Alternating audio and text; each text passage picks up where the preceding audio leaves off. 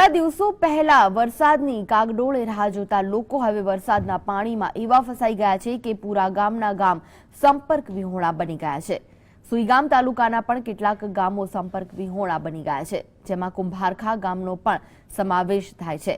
કુંભારખા ગામમાં જવાના રસ્તાઓ પાણીમાં ડૂબી ગયા છે અને અમુક રસ્તાઓ તૂટી પણ ગયા છે, જેથી ગામમાં પહોંચવું મુશ્કેલ બન્યું છે। ગામના ઘણા લોકો ઘરમાં પાણી ભરાઈ જતા પોતાનો જીવ બચાવવા આંગણવાડીમાં આશરો લઈ રહ્યા છે। હાલત એવી છે કે 7-7 દિવસ થવા છતાં હજુ સુધી તંત્ર ગામમાં સહાય માટે પહોંચી શક્યું નથી। भयंकर नुकसान आयु है। हजारों पशुधन नाश पामेल है। ये हाल गुडो में पानी पीड़્યું છે એની અંદર છે હજી દેખાતું નથી।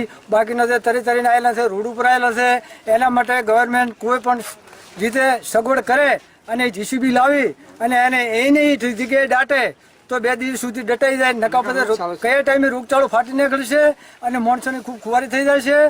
અને જે સરકારને આ પગલાં લેવું હોય ખરેખર તાત્કાલિક લઈ લે। 2 દિવસની અંદર બહુ ભયંકર રોગચાળો ફાટી નીકળશે તો સત્વરે આટલી અમારી વિનંતી છે કે જે રોગચાળા માટે ગમે તે સગવડ